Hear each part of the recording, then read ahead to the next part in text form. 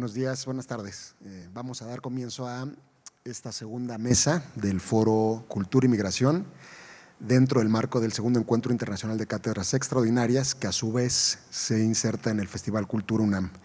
Y para la mesa de hoy, de esta tarde, Violencia en las Rutas de la Migración, contamos con la presencia de dos expertas en estos temas. Comenzaré presentando a Lucía Chávez, que es licenciada en Derecho por la UNAM, maestra en Derechos Humanos, Estado de Derecho y Democracia en Iberoamérica por la Universidad de Alcalá, es docente en la Universidad Tecnológica Latinoamericana, directora ejecutiva de la Comisión Mexicana de Defensa y Promoción de los Derechos Humanos y además alguien que ha trabajado en la defensa de los derechos humanos desde hace ya muchos años. Lucía, bienvenida, muchas gracias por acompañarnos.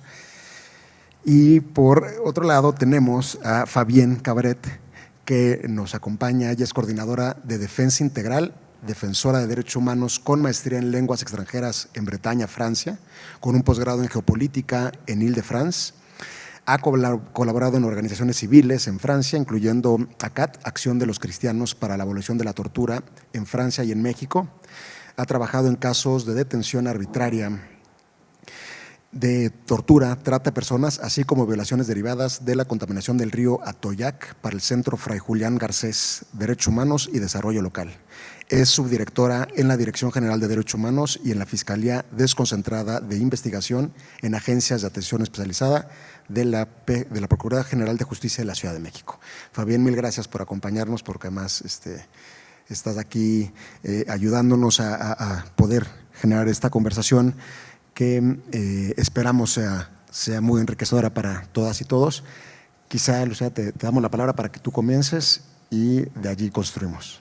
¿Sí? Súper, muchas gracias. Buenas tardes a todas, todos, todas. Mucho gusto estar aquí. Me gustaría empezar pues platicándoles un poquito qué hacemos en la Comisión Mexicana de Defensa y Promoción de los Derechos Humanos, que es la organización que tengo el orgullo de representar. Y en la COMI, porque es un nombre muy largo, entonces de cariño le decimos la COMI, lo que nos dedicamos es a investigar y a defender casos y causas sobre violaciones graves a derechos humanos. Y recientemente, más o menos, digo recientemente porque la organización lleva desde 1989 trabajando casos de violaciones graves a derechos humanos, y en el año 2014 abrimos dos nuevas áreas que justo tiene que ver con el tema que tratamos hoy, que es el tema de refugio, de solicitantes de refugio que vienen de Centroamérica, pero también de otras partes del mundo y de Sudamérica. Y también abrimos otra área de desplazamiento forzado interno, que tiene que ver también con estos fenómenos de movilidad humana, ¿no? En estas áreas lo que hacemos es investigación aplicada en derechos humanos, que es ver el fenómeno de la migración tanto interna como externa con una óptica, con unos lentes de derechos humanos.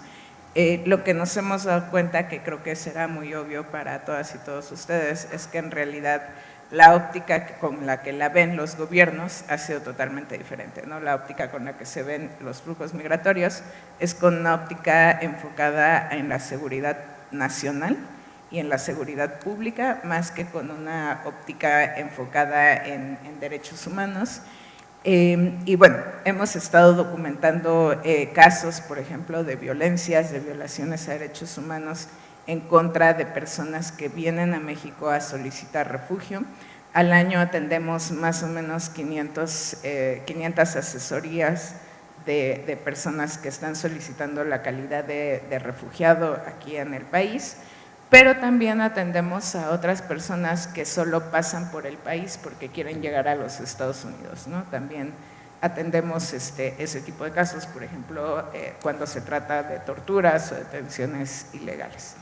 Y por otro lado, en el tema del desplazamiento forzado interno, vemos esta parte de los flujos migratorios y enfocado mucho en el tema de la violencia, que me parece que ya no voy a redundar en ello porque ya lo tocaron en la mesa pasada mi colega Marce, que habló del tema del desplazamiento forzado, de cómo familias enteras se desplazan en el país. Actualmente, en un informe que estamos a punto de sacar, hablamos ya de más de 350,000 personas desplazadas en el marco, en lo que va de la guerra contra las drogas, ¿no?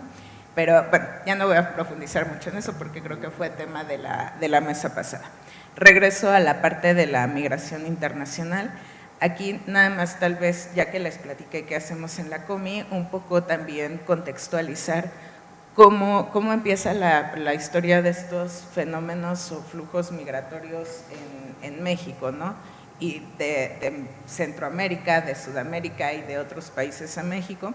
Es algo que en realidad siempre ha existido. México se ha caracterizado por recibir éxodos de personas que viven o sufren violencia en recibirles en el país, así como México también ha tenido estos éxodos de personas, ¿no? Por ejemplo, a principios del siglo pasado, del siglo antepasado, más bien con esta fiebre del ferrocarril en Estados Unidos y que se necesitaba mano de obra mexicana, pues varios mexicanos fueron a Estados Unidos a trabajar. Posteriormente, me gusta explicar esto porque se ve cómo va subiendo y bajando como la curva de cómo se ve la migración en los gobiernos, ¿no? En la crisis del 29 en Estados Unidos, todas estas trabajadoras que habían entrado a trabajar legalmente en Estados Unidos, pues fueron deportados en la crisis del 29 de Estados Unidos.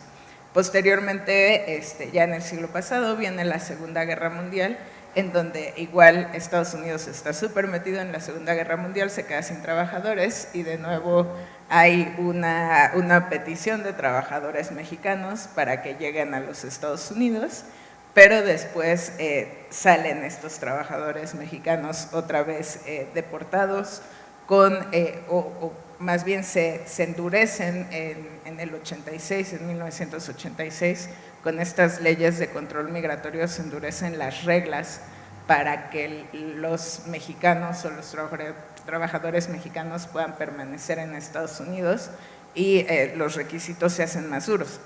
Y eso me lleva a hablar ya de flujos migratorios, porque justo al hacer más duros estos requisitos y al generar la política para que se cumplieran esas leyes, empieza el gobierno de Estados Unidos a poner más vigilancia en los puntos donde tradicionalmente cruzaban las y los mexicanos hacia los Estados Unidos.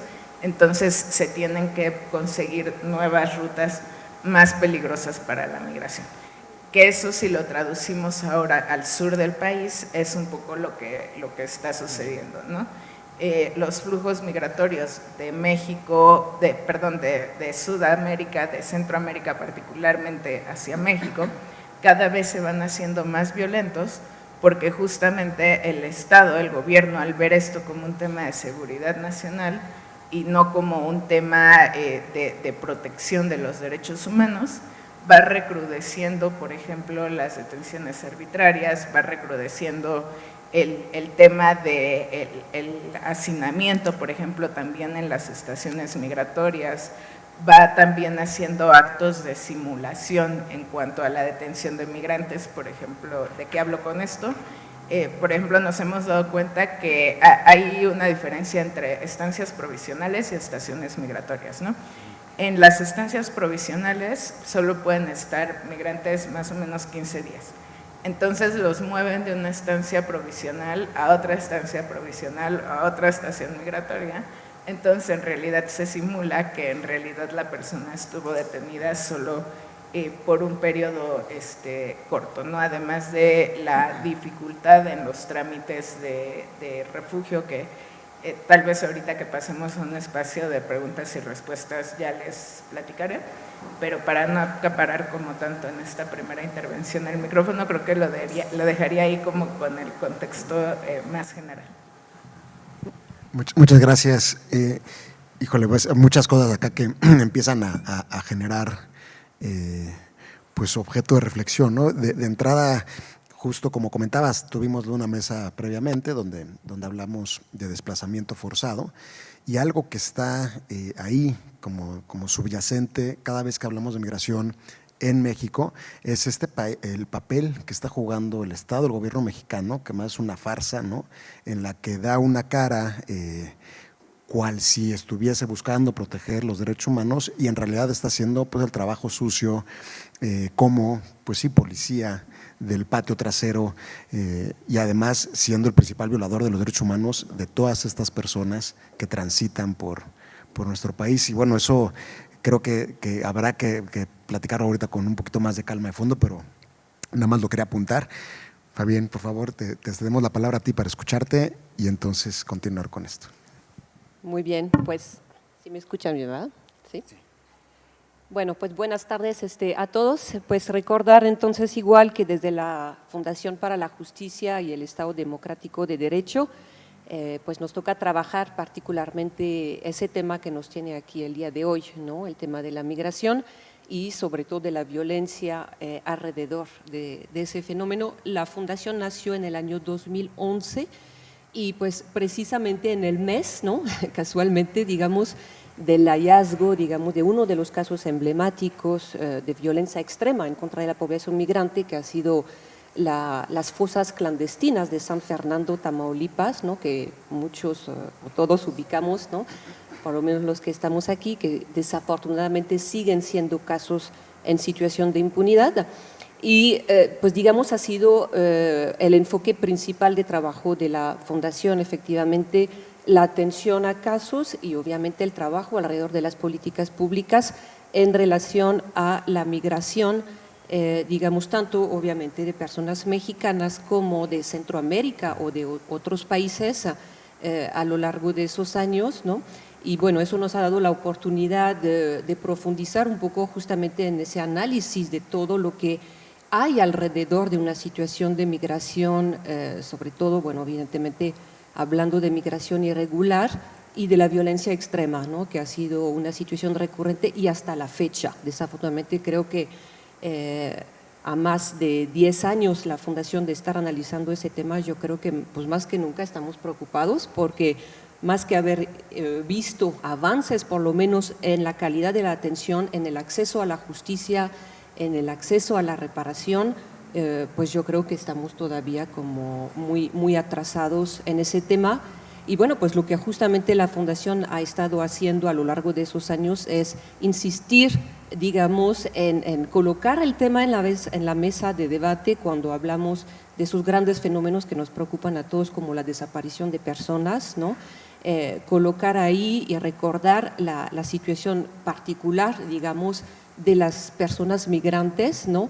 Y qué es lo que implica ese tipo de situación en los procesos de búsqueda de justicia en México para quienes acompañamos, para las familias, ¿no? Porque sí, ciertamente de por sí es muy complejo para las víctimas mexicanas acceder a la justicia y a la reparación, pues obviamente se complica todavía más.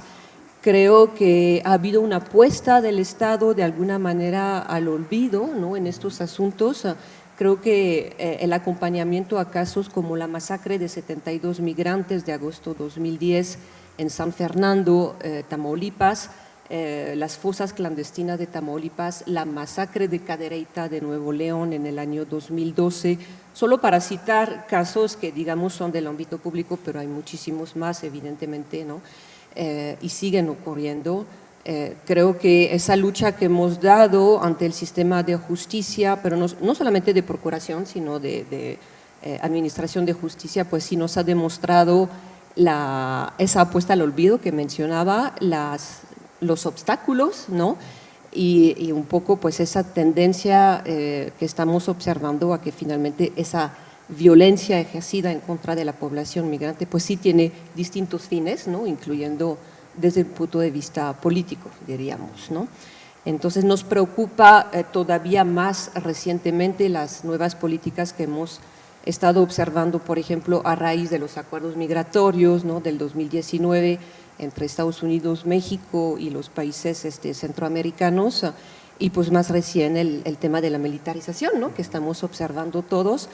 Creo que en términos generales podría decir que esas problemáticas, esas violencias vividas se están multiplicando, ¿no? En lugar de ir al revés, por decirlo así, y pues sí nos preocupa fundamentalmente que actualmente la militarización también tenga como uno de sus focos, digamos, la población migrante, ¿no? Sí, y entonces está ahí de fondo que pareciese ser que este fenómeno de violencia exacerbada tiene como una de sus causas principales el acuerdo que guarda el gobierno mexicano con Estados Unidos, ¿no? Y que pareciera que eso es lo que impide pasar de este paradigma de seguridad nacional a uno de seguridad humana, que en algún momento en Canadá se intentó instaurar, pero que entonces, digamos, que sea lo más atroz de todo esto es que también se revela que hay una especie de crisis moral donde entonces a las personas se les trata peor que a mercancías, ¿no? A mí no me deja de sorprender cada vez que hablamos sobre flujos migratorios que se utilizan conceptos como de mercado, de económicos, ¿no? De traslado de personas, y tal cual tratándoles como si fuesen mercancía, que más en el ejemplo que tú pones, cuando Estados Unidos requiere de mano de obra, abre las puertas, pero entonces luego son personas, son vidas desechables, ¿no? En el momento en el que ya no me eres útil, pues te expulso, y en ese sentido pues seguimos hablando de la explotación del hombre por el hombre, donde no hay dignidad humana y son los estados quienes deberían de ser los defensores, la salvaguarda de esta dignidad, quienes realmente la ponen pues sí, en riesgo, ¿no? Constantemente, y la niegan, ¿no? Pero bueno, quizá, no sé si quisieras profundizar un poco más y no dejes de seguir mencionando las cuestiones de la violencia y del desplazamiento, porque aunque lo platicamos en la otra mesa, creo que nunca va a ser suficiente, ¿no? Sí, muchas gracias. Pues empezaría apuntando tal vez esta segunda intervención en la realidad de los contextos de violencia que hay en otros países de la región también. Creo que cada vez más países nos vamos acercando a democracias autoritarias o a regímenes autoritarios que han generado este tipo de violencia en donde las personas se ven obligadas a salir de sus países porque si no, literalmente las matan, ¿no? Y es súper difícil. Nosotros en el trabajo de campo que realizamos en las estaciones migratorias, que mis compañeras del área realizan en estaciones migratorias, se han encontrado con testimonios de niñas, niños, adolescentes, pero también de personas adultas, en donde si no salen de sus países, pues el crimen organizado o las pandillas los obligan a formar parte de esos grupos, y si no forman parte de esos grupos los pueden asesinar, ¿no? Entonces es una situación como súper compleja también la que se está viviendo en los países de la región, y que México no es de excepción, porque vemos que cada vez más aumentan los flujos migratorios también hacia Estados Unidos, ¿no? Y muchos migrantes, su plan no es quedarse en México, es pasar a Estados Unidos.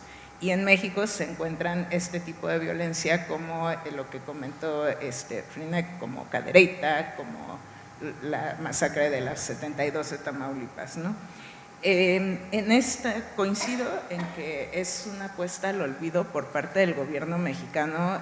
Yo diría que no solo de los casos de migrantes, sino de todos los casos. En la comisión representamos más de 35 casos entre personas migrantes, desaparición, ejecuciones, torturas, y en todos los casos, incluso cuando son causas más grandes, por ejemplo, zapatismo, guerra sucia, en todos los casos se apuesta al olvido de que eso sucedió.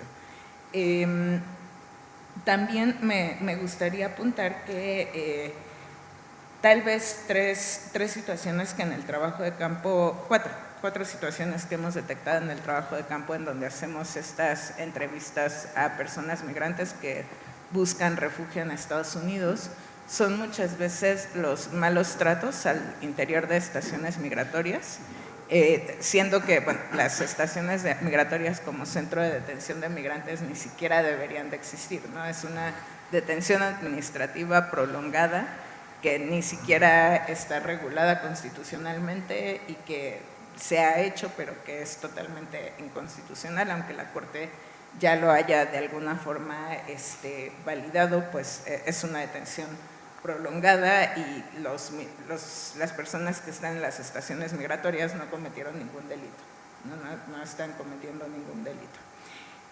Adentro de las estaciones migratorias nos hemos encontrado particularmente con actos de tortura que tienen que ver con las propias condiciones de detención, pero también con la aplicación de tortura física como forma de castigo a las personas que están en situación de detención.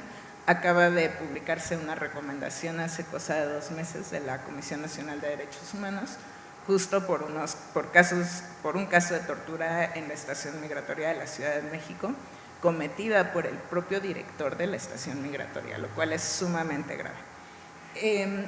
La otra cosa que hemos detectado, además de estos casos de tortura, de las condiciones de detención, son las amenazas a personas migrantes. Lo que hacemos desde la organización es tratar de ayudarles a conseguir el estatus de refugiada, de persona refugiada en el país, pero el proceso, lamentablemente, muchas veces lo tienen que llevar dentro de la estación migratoria y no hay plazos para que les den el estatus de persona refugiada. Entonces, si están en el interior de una estación migratoria y quieren acceder a ser una persona refugiada, lo que les dicen en la estación migratoria, mira, piénsatelo bien, ya sé que hablaste con las abogadas, pero piénsatelo bien porque puedes estar detenido aquí 1 mes, o 2, o 3, o 4, o 5, o 6, o 1 año, hasta que te demos el estatus de refugiado, lo cual también abona para que de pronto las personas nos digan a nosotros, no, ¿saben qué? Lo que quiero es ya que me deporten y que me regresen a mi país, ya no quiero nada, ¿no? Con el riesgo que eso implica, regresar a su país. Y eso, bueno, que se cruza con la falta de acceso a la justicia, porque muchas de estas personas que han sido detenidas y trasladadas a estaciones migratorias, además han sido víctimas del delito. Entonces, las propias autoridades del Instituto Nacional de Migración impiden que se denuncien esos actos delictivos al decirles a las personas, bueno, tú puedes acceder a tu calidad de refugiado porque la situación que vives en tu país, porque además eres víctima del delito, pero te tienes que quedar aquí encerrada o encerrado, ¿no? Con las condiciones que eso, que ahí permanecen.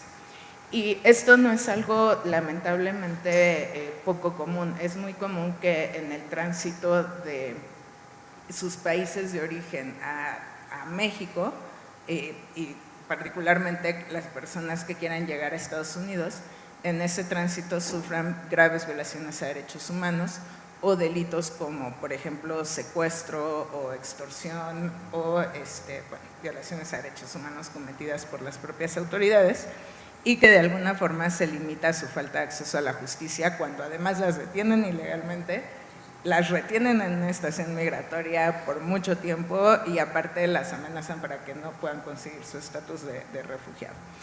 Y otra cosa también que hemos analizado desde nuestros estudios de migración es el tema de las alertas migratorias y los pushbacks, porque México sigue mucho la política de los Estados Unidos, y ahí retomo un poco tus comentarios anteriores, porque en Estados Unidos te pueden poner una alerta migratoria casi por cualquier cosa, ¿no? Entonces, de pronto en México se comparten estas alertas migratorias en donde la persona no sabe por qué le pusieron una alerta migratoria, solo sabe que tiene una alerta migratoria, que esa alerta migratoria tal vez vino de otro país, por ejemplo de Estados Unidos, y tal vez fue por no pagar una multa de tránsito, ¿no? Y tampoco una persona de Centroamérica puede entrar a México porque tiene una alerta migratoria que vino de Estados Unidos y que no es una cosa mayor. O, por ejemplo, que el Instituto Nacional, eres estudiante en México, el Instituto Nacional de Migración hace una visita de verificación a tu domicilio, pero ese día estás en la escuela o te fuiste de fiesta y no estás en tu domicilio, y entonces hay una alerta migratoria. La próxima vez que salgas, ya no te van a dejar entrar o te van a poner muchos peros para entrar porque tienes una alerta migratoria. Y hemos encontrado alertas migratorias en niños de 1 año, de 3 años, personas de todas las edades. Entonces, esta es una cuestión muy grave porque aparte te dicen que tienes una alerta migratoria, pero no te dan la razón, y es muy difícil combatir esa alerta migratoria. En realidad no hay un mecanismo de defensa que te permita combatir esa alerta migratoria, porque como es una cuestión de seguridad nacional, una alerta migratoria no te dan información sobre ella. Entonces, este tema que llamamos como de los pushbacks, ¿no? de las alertas migratorias, también es todo un tema. Como comercial tenemos una publicación que sacamos hace un par de años en donde analizamos muy bien todas las consecuencias jurídicas, sociales y también en cuanto al análisis de números, ¿no? De cómo está o cómo estaba en 2020 el país en ese marco de las alertas migratorias, que además es una cuestión que es totalmente arbitraria, el tema de las alertas migratorias, igual que toda la regulación o gran parte de la regulación en migración, ¿no? Tal vez lo dejaría ahí para dar la palabra. Sí, a Fabián. Sí, y justo pensando en lo que comentabas, me recuerda que pues justo este año por primera vez nos llegó también a nosotros un caso de tortura en estación migratoria, ¿no? Que estamos empezando a acompañar, que es otra problemática, digamos, adicional a la que veníamos trabajando, digamos, muy enfocado, digamos, en la búsqueda de personas, identificación de personas y búsqueda de justicia. Y desde la parte de la detención administrativa o como le llamen, porque eso es como todo un tema, ¿no? Creo que es importante identificar que probablemente esa parte de la detención migratoria pues es el lugar más inseguro y más opaco que pueda existir, porque realmente ni siquiera las cárceles en el país tienen esa libertad de no rendir cuentas.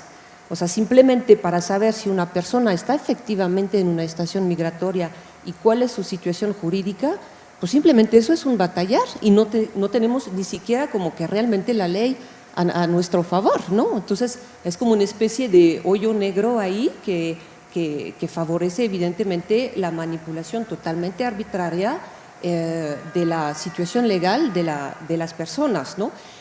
Y eso me recuerda justamente un par de casos que nos ha tocado acompañar, asesorar e intervenir en el momento, porque digamos se trataba evidentemente de personas de Centroamérica, hondureñas, 2 hombres, y pues simplemente la familia presumía que la persona había sido detenida por elementos migratorios, pero no había, evidentemente se cortó la llamada a partir de ahí, porque la comunicación no se permite. Tuvimos que pasar por un proceso, o sea, para que veamos un poco cómo hay que ir rodeando las cosas para llegar al punto. Lo que implementamos en ese momento fue levantar un reporte de desaparición ante la comisión de búsqueda, porque no se nos ocurría otra manera de poder verificar simplemente si esas personas estaban efectivamente detenidas en estación migratoria. Y resultó que sí, pero antes de poder confirmar esa situación, hubo también un proceso de queja ante la Comisión de Derechos Humanos y la primera respuesta por escrito del Instituto de Migración fue que no tenían a esas personas. Y ahí estaban. O sea, tuvimos que insistir en el proceso de reporte de desaparición, por decirlo así, para obligar de alguna manera al personal de la Comisión de Búsqueda de Nuevo León, en este caso, a personarse en el lugar para verificar que efectivamente esas personas estaban ahí. Claro, a partir de ahí creo que pasaron 2 días y ya estaban deportados en Honduras, ¿no? Pero, o sea, es como un poco para recordar simplemente que me parece que si hay un ámbito de opacidad total, probablemente es el de las estaciones migratorias, ¿no? Que ni las cárceles se pueden dar ese lujo, me parece. Es gravísimo y me quedo pensando que además al visibilizar esto y el hecho de que las autoridades sean pues quizá el principal enemigo, ¿no? Aquel de quien te quieres ocultar, en vez de que sea esa persona o esa institución que buscas, pues es triste porque quizá en México, en la historia reciente, había un orgullo, ¿no? De que México era un país asilo, refugio, que recibió a los éxodos de Chile, de chilenas y chilenos, argentinas, argentinos, guatemaltecas y guatemaltecos, los republicanos españoles, y está este mito, ¿no? Este mito quizá fundacional del México moderno como un país de acogimiento abierto, ¿no? Y estamos entonces ante una situación en la cual esto se revierte, y quizá una de las explicaciones, no sé, es que de fondo hay un profundo racismo, hay clasismo y hay aporafobia, ¿no? Es este miedo a la pobreza porque no es el mismo trato que se da a personas de Sudamérica o de Centroamérica que al que se le da a personas europeas o de clase media que llegan quizá por vía aérea, ¿no? Entonces hay una enorme hipocresía aquí, y más pensando, por ejemplo, en este gobierno, porque no importa entonces cuál es el talante ideológico de los gobiernos, da lo mismo, son de derecha, de izquierda o de centro, todos tienen la misma postura ante este fenómeno, y siendo que uno de los lemas de este gobierno es primero los pobres, uno no se explica entonces este maltrato que además se ensaña sobre estas personas, son las más vulnerables, ¿no? Ya no cabe pensar en ese mito del México como asilo, como país hermano, donde podía otras personas víctimas de violencia encontrar refugios. Eso ya no es el caso. Yo creo que lo has dicho muy bien. Creo que sí hay un tema de racismo y clasismo desde quienes practican estas detenciones arbitrarias, desde quienes se encuentran en las estaciones migratorias. O sea, hemos encontrado casos hasta de mexicanos en estaciones migratorias, ¿no? Así el clasismo y el racismo que se vive particularmente en el sur del país, ¿no? Y sí, la verdad es que el Instituto Nacional de Migración y ahora el Instituto Nacional de Migración, actuando en conjunto con la Guardia Nacional, que en realidad es con la Sedena, ¿no? Se ha vuelto una institución súper opaca y es desde siempre una institución muy cerrada. Nosotros hemos tenido que combatir a base de amparos el poder ingresar a las estaciones migratorias a hacer trabajo de asesoría, de dar talleres, porque se supone que en las estaciones migratorias tienen una suerte de asesoría legal las personas migrantes, porque tienen el derecho constitucional y el derecho internacional establece que las personas tienen derecho a pedir asilo, ¿no? Y a que se les otorgue asilo. Entonces, por un tema legal, tienen que tener asesores jurídicos en las estaciones migratorias, pero bueno, estos asesores jurídicos obviamente no se dan abasto con la cantidad de población que hay en las estaciones migratorias, por un lado, y por otro lado, no son lo suficientemente diligentes para siquiera explicar en el idioma de la persona que está detenida en una estación migratoria. Nosotros ahora mismo tenemos el reto de las personas de Haití, ¿no? Que hablan francés, pero no todas. Hay algunas que hablan un dialecto que es criol, entonces ha sido bien complejo poder comunicarnos efectivamente con las personas migrantes haitianas, que además son un montón. Sí hubo como una diáspora de personas haitianas que llegó al país en recientes años y que, bueno, como sociedad civil que tenemos de pronto algún medio para contactar a una persona que habla criol y que, como, más bien un medio, como la voluntad de hacerlo, ¿no?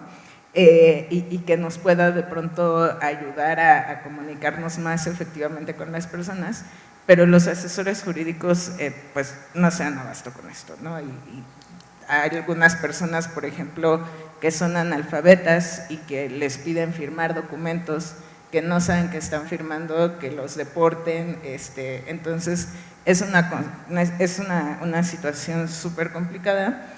Como les decía, a base de litigios hemos logrado entrar a las estaciones migratorias. De hecho, fuimos la primera organización que a base de amparos tuvimos autorización para entrar a las estaciones migratorias.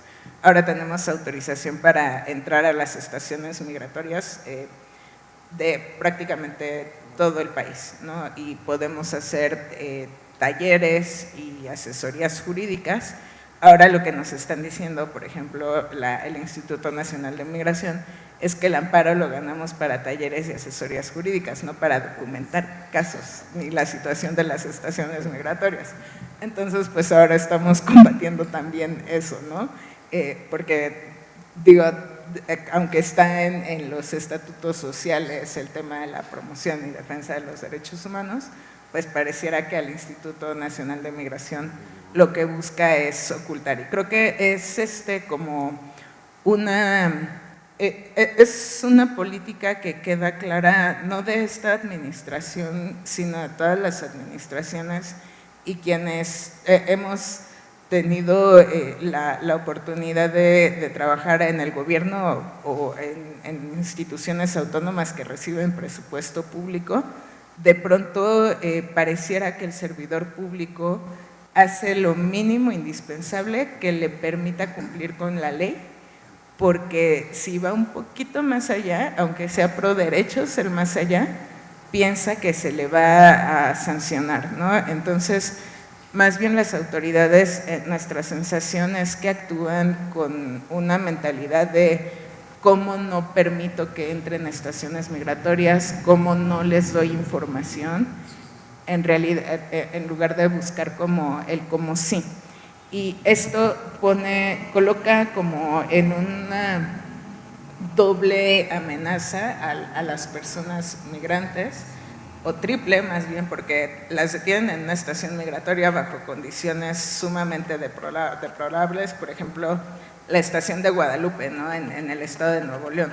Ahora que no hubo agua en Nuevo León, imagínense las condiciones de detención de la estación migratoria de Guadalupe, eran infrahumanas, o sea, era una barbaridad las condiciones de detención. Eso por un lado, ¿no? Las condiciones de detención, la detención arbitraria, muchos ya fueron víctimas de delito en su tránsito por México.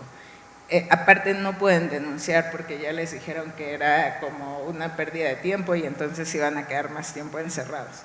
Y si logran salir y solicitar refugio, se enfrentan además al esquema de violencia que vivimos no solamente todas y todos nosotros, sino un esquema de violencia que va más allá por su condición de persona migrante en un país que vive múltiples violencias que no han podido ser resueltas, ¿no? Entonces sí es una complicación bien seria y que puede ser, y no quiero ser pesimista, pero que se va a poner peor ahora con el tema de la militarización, porque hemos visto cómo actúan los militares, hemos visto que los militares, a partir de la ley de la Guardia Nacional y luego el acuerdo militarista y ahora las reformas subsecuentes en materia de militarización, pues ya están más que facultados para hacer labores en materia migratoria, ¿no? Desde hace varios años con la ley de la Guardia Nacional, que era la Guardia Nacional Civil, pero ahora se materializa ya como una cuestión arbitraria pero legal, el que el ejército pueda hacer estas tareas de contención de la migración, de detención de las personas migrantes y bueno, más todas las tareas que tiene. Aprovechando que estás dando nuestra radiografía de las estaciones migratorias, ¿hay algún trato diferenciado o cuando menos un poco más humano a las niñas, niños y mujeres embarazadas o por igual se les maltrata de este modo? Se supone que no tendría que haber niñas, niños y adolescentes en las estaciones migratorias, sin embargo, algunas veces sí nos hemos encontrado que están allí, pero se supone que no tendría que haber niñas, niños y adolescentes en detención, ni sus familias, o sea, se supone que ellos no tendrían que estar en detención. Lo que sucede muchas veces es que las deportan luego, pero se supone que no tendría que haber niños en detención. Ay, qué horrible. Bueno, no sé si quisieras agregar sobre esto mismo o quizá abrir otra perspectiva. Sí, pues sí, abriendo un poquito el panorama, ese es un ámbito, ¿no?, de violencia hacia la población migrante, como lo vimos, hasta personas mexicanas les has tocado, ¿no? Entonces, pues nada más recordar un poco, sí, esa situación del descontrol de alguna manera y y creo que eso también nos lleva a reflexionar sobre cómo una institución como el Instituto Nacional de Migración, tan importante en un país como México, pues es una de las instituciones que menos ha sido trabajada como para avanzar en la lucha contra la corrupción y un poco todos esos fenómenos, ¿no? O sea, yo creo que sí es uno de los ámbitos más sueltos en ese sentido, de menos control, y que pues de alguna manera no solamente obviamente lo padecen las personas migrantes directamente, pero como sociedad mexicana yo creo que sí nos debería de preocupar también un poco más, pero eso tiene también, todo tiene una razón de ser, como diríamos, ¿no? Entonces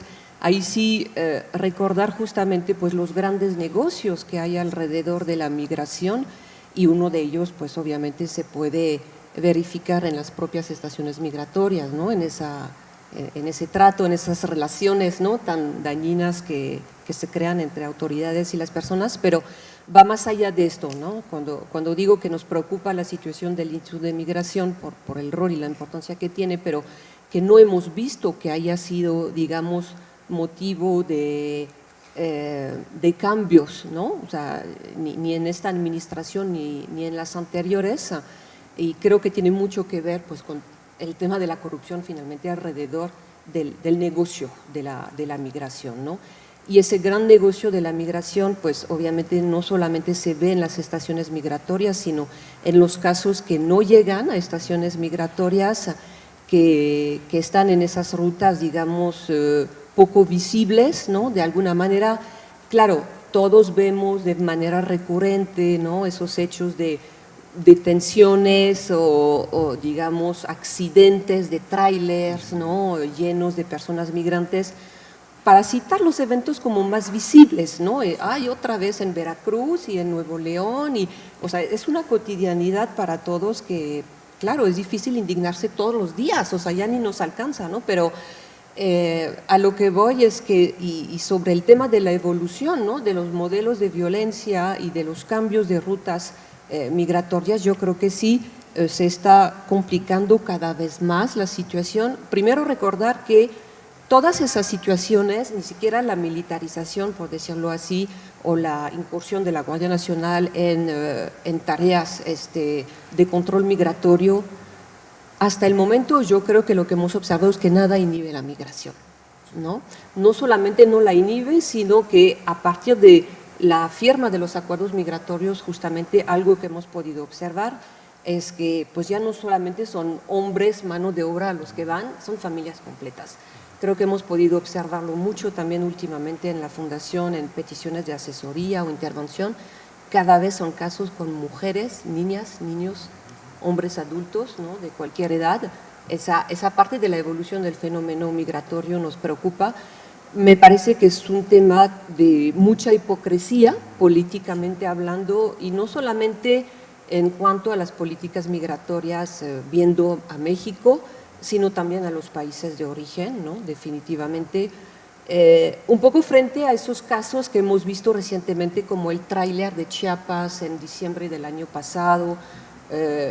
¿Cuál ha sido la narrativa desde Centroamérica mismo, por ejemplo? Bueno, nos vamos contra los coyotes, ¿no? Como si los coyotes actuaran solo, como si los coyotes fueran el único problema, como si los coyotes no estuvieran articulados con autoridades que ahora ni siquiera son únicamente el Instituto de Migración, por mencionarlo históricamente, pero también la Guardia Nacional recién. O sea, los casos que estamos observando recientemente pues nos muestra un poco ese mismo camino, en el sentido de que los migrantes no solamente tienen que pagar a un coyote para llegar, son muchos obstáculos en el camino y son muchas autoridades en el camino. Entonces, ese gran negocio y esa macrocriminalidad que existe alrededor de este fenómeno, yo creo que mientras retribuye a todos, va a ser difícil poder avanzar en contrarrestar esa situación. Y desafortunadamente, bueno, los que pagan los platos rotos pues son las personas, ¿no?, al fin del día. Entonces, solo como para colocar un poco esa parte, y de lo que hemos podido observar en los casos que acompañamos, sí son un poco esas modificaciones, porque hay que recordar que hasta hace 10, 12 o 15 años digamos, la migración de una persona no mexicana, por citar el ejemplo de centroamericanos u otros países, pues era el coyote que los sacaba, es el que los llevaba hasta Estados Unidos.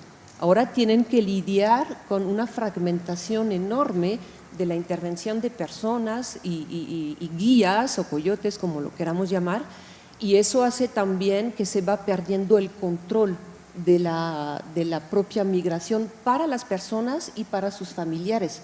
Es muy común cuando estamos frente a un caso de desaparición de una persona migrante en territorio mexicano, que las familias dicen, bueno, yo sé que el que lo llevó fue desde acá, pero después me dijo que lo iban a dar a otro y así sucesivamente. En muchos casos son 5 o 6 guías los que intervienen hasta poder llegar realmente a la frontera de Estados Unidos, y ahí se viene como que otra complicación, ¿no? Y lo otro que sí quiero también me parece muy triste, por decirlo de alguna manera. Creo que la situación humanitaria de la población migrante se está haciendo cada vez más, más difícil. Para mí estamos hablando de situaciones infrahumanas, ¿no? Y el problema es que aún así los flujos aumentan a pesar de la multiplicación de los factores de riesgo. Las rutas medianamente se modifican, evidentemente, y la gente se expone más, definitivamente. Creo que este año hemos visto también muy recrudecido el tema de muertes en cruce de Río Bravo, ¿no? En estados como Coahuila o Tamaulipas. No son temas nuevos, pero lo que creo que estamos observando es un aumento, es una exposición mayor a situaciones de riesgo extremo en territorio mexicano y en territorio de Estados Unidos, ¿no? Las caminatas en desierto de Coahuila, por ejemplo, o pasando ya la frontera en Estados Unidos, son de días sin agua ni alimento, y hay muchas muertes de por medio, muchísimas. Y no inhibe, ¿no? O sea, el hecho de que haya más riesgo no está inhibiendo esta necesidad. Pero, y además esto que mencionas, o sea, en tanto que sea un negocio, y como se sabe, algo ilegal es mayor negocio, ¿no? Pues pasa con las drogas. Entonces pareciese que entonces lo que conviene es mantener esta situación, porque entonces la corrupción y el enriquecimiento ilícito de estas personas se va a ver incluso aumentado. No, pero, porque eso, entonces pareciera que no habría salida, ¿no? En tanto que es un negocio y lo que mencionabas que más me recuerda un poco esta banalidad del mal, ¿no? O sea, el hecho entonces de que los agentes, los servidores públicos tengan incluso temor a hacer lo mínimo indispensable en pro de las personas, de los derechos humanos. O sea, si hay una participación en lo micro, en lo macro, y no parece que pueda tener una solución de política pública, ¿no? O sea, porque entonces hay una política de Estado que está solicitando este tipo de actitud ante el fenómeno, y también hay decisiones personales que constantemente, son elecciones morales, ¿no? Que constantemente están decidiendo no atender a las personas, ¿no? Entonces, digo, esto pues no me deja con muy buen sabor de boca, pero, o sea, cabría la posibilidad, porque sabemos entonces que hay un Estado aparentemente desorganizado, un crimen profundamente organizado, ¿no? Que además está perfectamente bien aceitada la maquinaria, que más por lo que mencionas que se ha fragmentado, entonces hay que pagar derecho de tránsito en muchos distintos territorios, quizá por la misma fragmentación de los cárteles de droga, ¿no? O del crimen organizado, y entonces ahora son muchos los filtros, pero y hay derrama económica, o sea, hay dinero.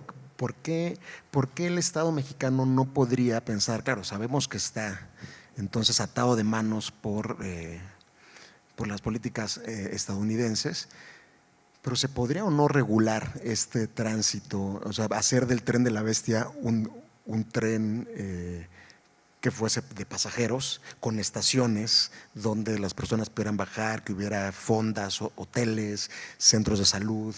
O sea, ¿por qué es imposible pensar, es utópico esa posibilidad? Yo creo que el fenómeno de la migración es tan complejo que se requieren políticas multinacionales de Estados Unidos, de México, de Centroamérica. Lo que hemos visto, por ejemplo, recientemente y que está poco documentado, muy poco documentado, y solo lo hemos visto como por casualidad, porque tampoco es algo que hemos documentado desde la Comisión Mexicana, por ejemplo, es el cambio climático, ¿no? Y la migración por el tema de cambio climático, que muchas personas que migran y las propias autoridades ni siquiera saben que están migrando por cambio climático, migran porque ya la cosecha pues, no se dio y ya no van a tener comer y van a otro país, ¿no? Van a México o buscan ir a Estados Unidos. Entonces, creo que es un tema que toca varias aristas, porque sí cada vez más hemos visto este fenómeno, por ejemplo, ya no solo por violencia, sino por otras situaciones, por el tema, por ejemplo, en Venezuela, ¿no? Sí, la gente migra por un tema de violencia, pero también por un tema de crisis humanitaria, por ejemplo, personas con VIH que se quedaron sin medicamento en Venezuela y que tienen que emigrar a otro país para poder obtener ese medicamento. Entonces sí tiene que ser una política pública multinacional, y ahí yo creo que es tan complejo como todos los fenómenos que vivimos de violencia en el país, porque yo allí difiero, yo creo que el Estado no está desorganizado.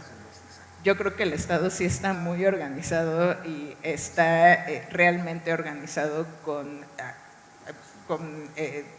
pues estas, no sé si llamarlas organizaciones criminales, pero sí con estos negocios ilícitos, ¿no? Está organizado el Estado con negocios ilícitos que evidentemente el tema de los flujos migratorios dejan muchísimo dinero, porque no solamente se trata de cruzar a una persona de un lugar a otro y que vaya cambiando de persona o de coyote que la lleva. Ojalá solo se tratara de eso, pero intervienen también temas, por ejemplo, como el negocio de la trata de personas, el negocio de venta de órganos, que estamos hablando de cosas terribles, incluso de reclutamiento forzado para organizaciones criminales. Entonces creo que sí hay un tema, en México creo que hay un tema de pactos de impunidad y de corrupción muy graves que se tienen que distinguir y analizar en las distintas violencias que se viven en el país, ¿no? Que no puede ser tan simple de analizar, por ejemplo, la violencia que viven los migrantes en Chiapas es diferente a la violencia que viven los migrantes en Tamaulipas, ¿no? O en Tijuana. Entonces, creo que eso cruza también con las violencias que se viven en las propias regiones, que en algunas incluso estamos hablando de conflicto armado interno en algunos estados del país. Creo yo, bueno, esa es la posición que tenemos en la organización, que en algunos estados, en algunas regiones, hay un conflicto armado interno y, por ejemplo, las personas migrantes, al igual que, o no al igual porque claro tienen una cuestión particular de vulnerabilidad, pero al igual que los civiles quedamos en una situación de desprotección y de daño frecuente, ¿no? Entonces, creo que esta política, al menos del lado mexicano, tendría que pasar por un análisis de las violencias en los territorios que permiten justamente que mediante estos flujos migratorios se dañan a las personas. Además de todas las políticas arbitrarias que son legales, ¿no? Por ejemplo, la detención administrativa de migrantes, que no tendría que existir, o sea, las estaciones migratorias no tendrían que existir. Si a una persona se le detiene en la frontera de México con Guatemala, pues no se le tendría que dejar pasar. Si entra al territorio nacional, tiene todos los derechos que todas las personas que estamos en el territorio nacional, ¿no? Entonces, yo creo que son dos cosas, ¿no? El tema, bueno, probablemente son más, pero el tema de la violencia y cómo abordamos el tema de las distintas violencias, por un lado, y por otro lado, cómo podemos deshacernos de estas legislaciones que son legales, digamos, pero que son evidentemente arbitrarias.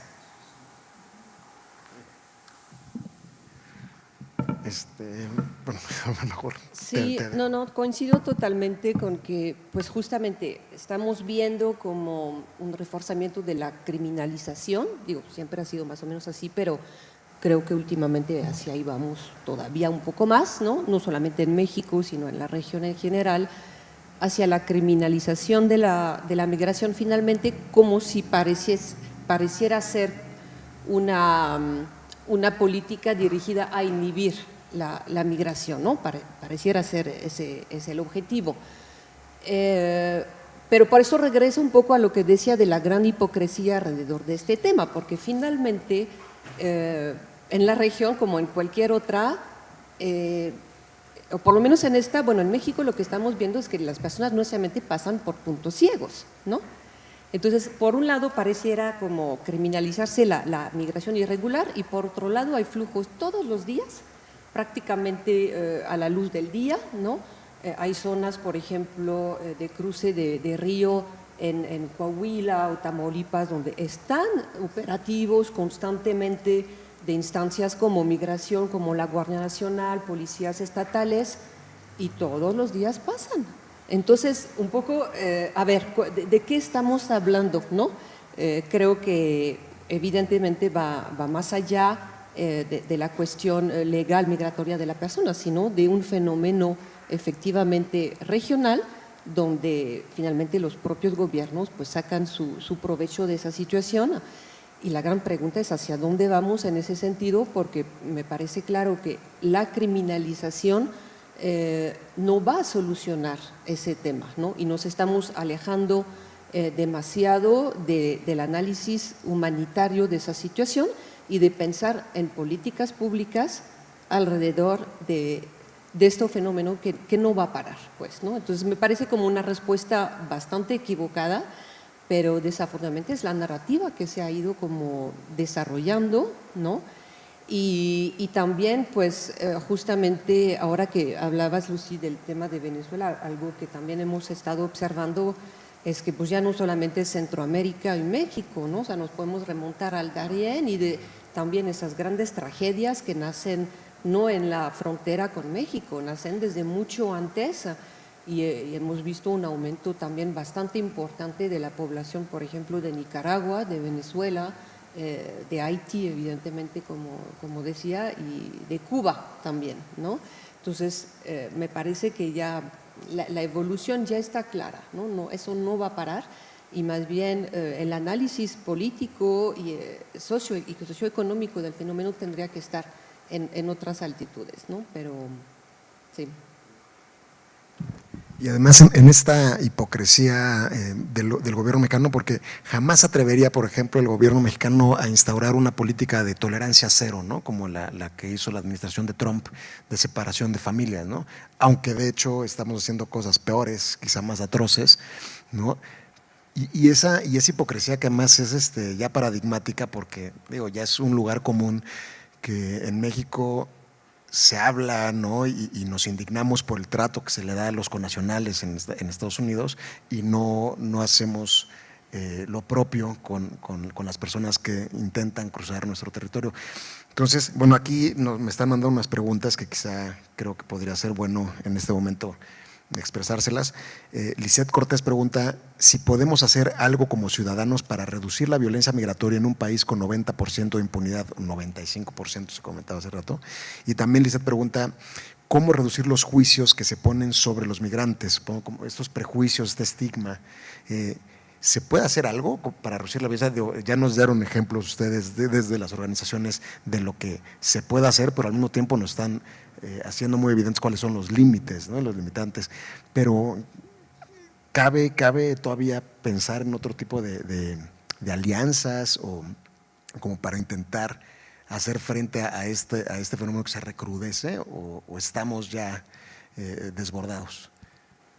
Yo creo que sí, siempre me asusta mucho esta pregunta porque casi siempre que voy a foros me preguntan y, ok, desde sociedad civil me están diciendo que hacen esto, pero desde las personas de a pie, ¿qué podemos hacer? Y siempre esta pregunta de pronto es bien complicada de responder, ¿no? Pero creo que pasa mucho por el conocer, o sea, conocer la realidad de lo que está pasando, la realidad de lo que está pasando en Centroamérica, en Sudamérica.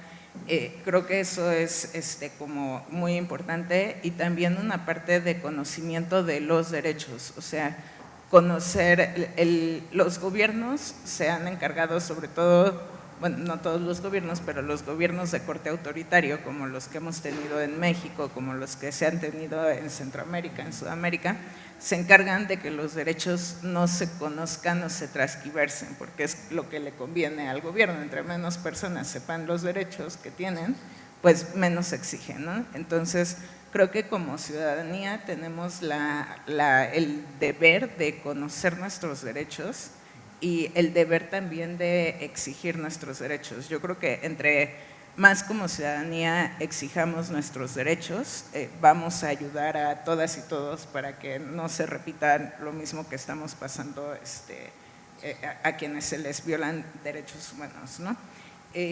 Y por otro lado, la pregunta me hizo recordar y también tu reflexión que alguna vez en una clase de Derecho Internacional Público, una de mis alumnas me preguntaba, bueno, pero es que ¿para qué los migrantes vienen a México si aquí no hay fuentes de trabajo? O sea, como ¿por qué vienen acá?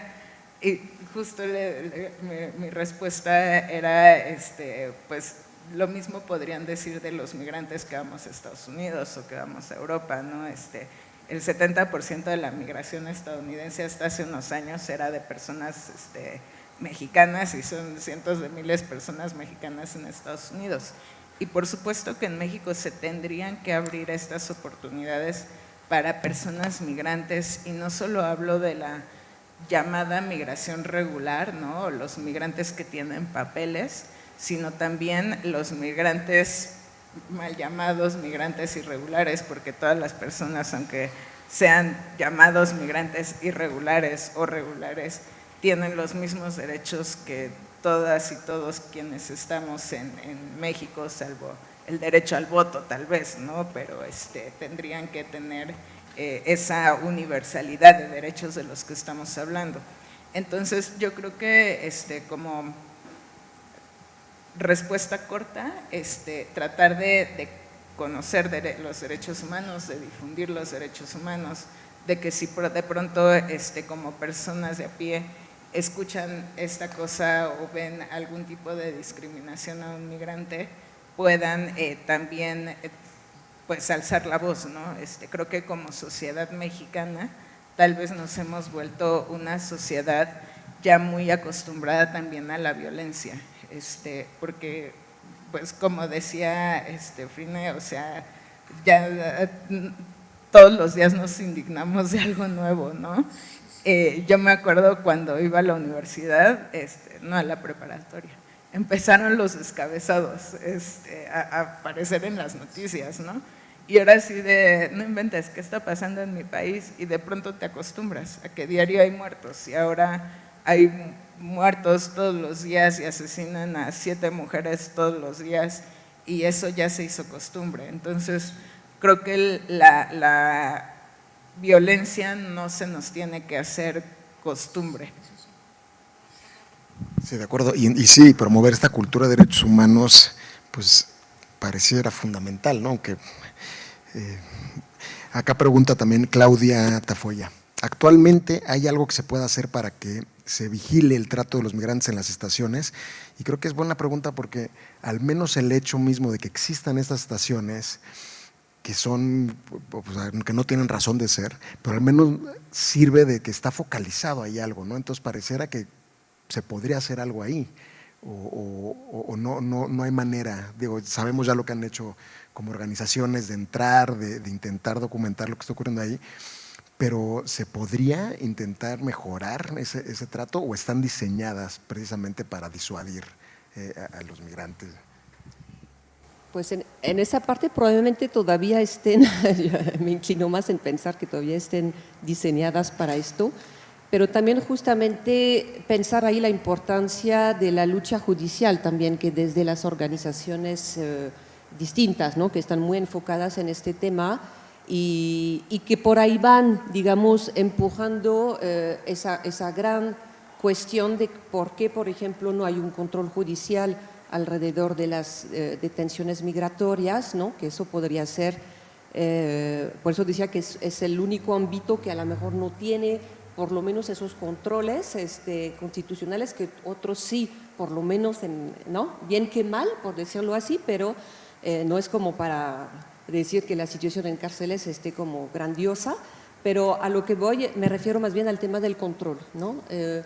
Entonces yo creo que en ese sentido es importante que las organizaciones sigan empujando desde el Poder Judicial, ¿no?, justamente la implementación de mecanismos de vigilancia que en algún momento esperemos pues pudieran efectivamente operar en ese campo de las estaciones migratorias, ¿no? Porque creo que es posible, pero hay un tema de voluntad definitivamente y que nos regresa al por qué no, pues porque hay negocios que giran alrededor de todo eso y que si no hay la voluntad para eso, desafortunadamente tampoco nuestro Poder Judicial esté necesariamente resolviendo lo que sí le tocaría, ¿no? Y desde la sociedad entendemos, creo, ¿no?, esa complicación de poder indignarse por todo lo que pasa, porque creo que en términos generales las condiciones de vida se están precarizando para muchísimos, empezando por las personas mexicanas. Entonces, efectivamente, digamos, hay que entender, ¿no? Nunca justificar, pero tratar de entender efectivamente hasta dónde también la propia sociedad mexicana tiene esa posibilidad, esa capacidad o las condiciones de apoyar a los otros mismos, ¿no? Y en esa lógica de que si yo no puedo conmigo y quieres que ayude a los demás, pero creo que más bien lo que tratamos de impulsar es ese entendimiento que decía Lucy, de que lo que le pasa al otro también me afecta al fin y al cabo, porque estamos hablando del control de nuestras instituciones, ¿no? Finalmente, no solamente la migración, por ejemplo, sino las instancias de justicia, ¿no?, en la medida en que dejemos que no funcione para resolver casos de grandes masacres, ¿no?, de casos sumamente violentos de personas migrantes, tampoco nos va a ayudar a nosotros a impulsar un fortalecimiento de nuestras instancias de justicia, ¿no?, para cualquier otro tipo de caso. Entonces yo creo que sí, es llamar un poco a esa necesidad de unión, e inclusive yo creo que a lo largo de esos años de la Fundación hemos podido observar el desarrollo de muchas acciones de solidaridad justamente entre las familias mexicanas que buscan a personas desaparecidas, ¿no? Tiene que ser un plus, ¿no?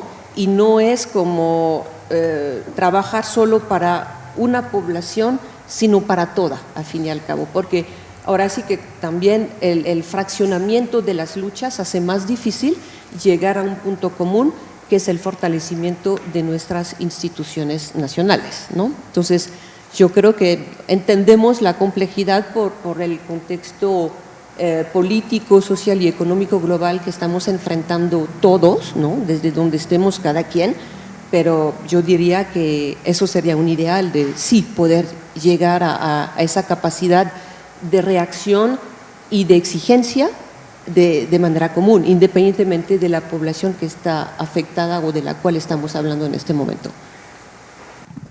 ¿Y cabe pensar en exigir rendición de cuentas a los gobiernos? O sea, se están haciendo gestiones en ese sentido, como en algún momento ir a la Corte Penal Internacional, o sea, porque estamos como ante un escenario de crímenes contra la humanidad, ¿no? Y lo está perpetrando el Estado, y hay personas concretas con nombre y apellido que podrían ser señaladas, ¿no?, como responsables de esto. ¿Hay esfuerzos en ese sentido? Antes me gustaría, se me ocurrió algo para la primera pregunta. tal vez si se pueden vincular, por ejemplo, con albergues de personas migrantes, eso sería bien interesante como personas de pie, porque a veces necesitan cobijas o pañales o toallas sanitarias o qué sé yo, o sea, entonces para las personas como que no están involucradas como en una organización de la sociedad civil, pero quieran apoyar en algo, tal vez acercarse con los albergues, que son también asociaciones civiles y que apoyan a las personas migrantes en su tránsito, ¿no? Y sobre lo que me preguntas, es complicado porque la Corte Penal Internacional sí exige tiene una vara muy alta para investigar crímenes que suceden, y a México en particular le ha puesto la vara súper alta. La respuesta que la Comisión Mexicana ha trabajado pues comunicaciones a la Corte Penal Internacional junto con otras organizaciones, y en una ocasión la respuesta que obtuvimos de la Fiscalía de la Corte fue que si bien en México ocurrían graves y generalizadas violaciones graves a derechos humanos, no eran crímenes competencia de la Corte, lo cual es ridículo, porque son violaciones graves a derechos humanos, son generalizadas y sistemáticas, por supuesto que son crímenes competencia de la Corte, solo que los está llamando violaciones a derechos humanos, ¿no? Pero además nos decía, no me estás dando claridad de quién es el perpetrador, cuál es el nexo entre el crimen que cometió, entonces espérate, o sea, eso no lo tengo que hacer yo, eso lo hace la Fiscalía. O sea, se abre un examen preliminar en donde se estudia la situación y luego en la etapa de investigación, eso que me estás pidiendo lo hace la Fiscalía, ¿no? Entonces, sí siento que a México nos están poniendo una vara altísima en la Corte Penal Internacional, porque claro, el gobierno ha vendido este discurso que se están peleando entre ellos, son los malos contra los malos. E incluso, por ejemplo, nosotros tenemos información de la Sedena, en donde dice la Sedena textualmente que cada vez que hubo un enfrentamiento es porque la Sedena estaba repeliendo una agresión, que la Sedena nunca dispara primero, ¿no? Entonces, es el tipo de discurso que venden al extranjero, y el lobbying que hacen, por ejemplo, en la Corte Penal Internacional también, es blanco y negro peleándose entre ellos, y nosotros los buenos protegiendo a la ciudadanía. Y en el tema de la población migrante, la verdad es que sería muy complicado, porque ya entras a casos relacionados con el crimen organizado, que por supuesto pueden tener una estructura similar a la de un ejército, ¿no? Pero que es súper complejo de investigar esas estructuras, y mucho más con el tipo de vara alta que nos está poniendo para México la Corte Penal Internacional, en donde prácticamente quiere que le digan quién es, cómo lo cometió, por qué, y todos estos elementos que pues una fiscalía más bien sería la que tendría que investigar. Bueno, pues estamos ya cerca de… Muchas gracias. Pero ¿no será también que hay un halo protector, dado que estamos haciendo la tarea, el trabajo sucio a Estados Unidos, y por eso también eso explicaría la vara alta? No. Yo lo veo más por el tipo de lobbying y la diplomacia del gobierno mexicano, que siempre se ha caracterizado por ser una diplomacia fuerte. Creo que el caso de Afganistán fue sí un claro ejemplo de la independencia de la Fiscalía de la Corte Penal Internacional, ¿no? Allí, bueno, la fiscal se jugó hasta su ingreso a Estados Unidos, y que le hicieran este proceso de designación a varios de los que investigaron el caso de Afganistán. Entonces, creo que más bien… por supuesto, necesitamos de la cooperación internacional, porque, por ejemplo, el Consejo de Seguridad podría enviar un caso a la Corte Penal Internacional, ¿no? Pero estoy segura que no habría apoyo de muchos de los países que integran el Consejo de Seguridad. Sin embargo, también veo que la cooperación internacional particularmente al ver que en México se eligió un gobierno democrático, sí, yo lo que he sentido es que han apostado por otras causas que no tienen que ver con el autoritarismo, ¿no? Con la protección en contra del autoritarismo. Entonces, creo que sí, o sea, sí hay un tema de la cooperación internacional que yo creo que poco a poco tiene que ir dándose cuenta de la situación de violencia que se sigue viviendo en el país, pero en el caso de la Corte Penal yo lo veo más como un tema de lobbying del gobierno mexicano. Ok. Cuando quieren pueden, ¿no? Y a mí me llama mucho la atención entonces esta relación, porque sí estamos viendo como fenómeno global, ¿no? O sea, está este resurgimiento de los gobiernos autoritarios, sobre todo en la región latinoamericana y el Caribe, pero al mismo tiempo estamos viendo estados fallidos, ¿no? y vacíos de poder, donde en un país como Haití o Guatemala, que ya se mencionó, quienes realmente controlan la vida cotidiana son las pandillas, ¿no? Entonces, ¿cómo se puede explicar un estado autoritario, militarizado, que ni siquiera es capaz o no se interesa por la gobernabilidad, ¿no? Entonces, pareciera que se puede recrudecer esto, es como un cóctel terrible, ¿no? Pues sí, ahora sí estamos ya llegando casi al final. Fabián, si quisieras darnos una última reflexión. No, sí, me parece, por eso también siempre importante recordar que la globalidad del fenómeno, o sea, y los problemas de la población migrante, pues no nace en México, ¿no? Nace desde mucho antes. Y en esa parte que decíamos, bueno, finalmente mientras los propios gobiernos sacan provecho de esas situaciones es más complejo, obviamente, luchar contra ellas. Y en ese sentido me recuerda mucho un viaje reciente que hice a El Salvador, y bueno, un poco en esas discusiones de que, ¿y qué piensa el gobierno de El Salvador, ¿no? De la migración? Digo que es menor que la de otros países, pero pues es el primer interesado, se dolariza la economía, y en Honduras lo mismo, ¿no? Preguntaba, bueno, ¿y el gobierno de Honduras por qué no hace nada, ¿no? Por decirlo de alguna manera, como para mejorar las condiciones de vida? Pues es que les conviene más que se vayan y que manden las remesas.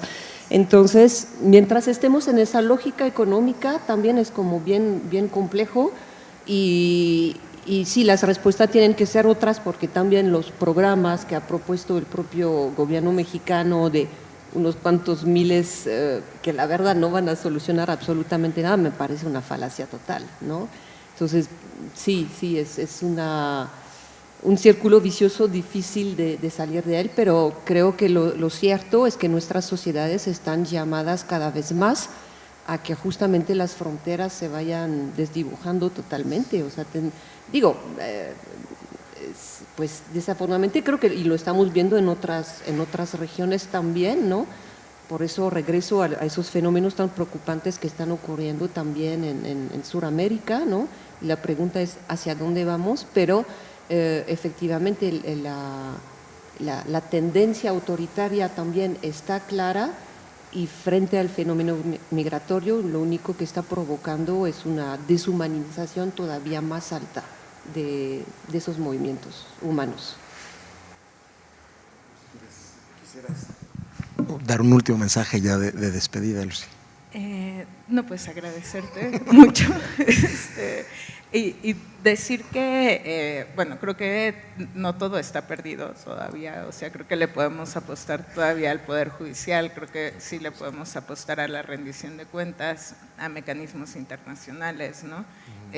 Yo sí apostaría por la cooperación internacional también, que tendría que estar llegando fuerte a México, y sobre todo el tema de la ayuda humanitaria, ¿no? Yo creo que sí hay caminos en México para combatir la violencia de manera distinta. Sí creo que estamos actualmente pasando como por un point of no return, ¿no? Sí. Pero creo que todavía pudiera haber cierta luz al final del túnel, ¿no?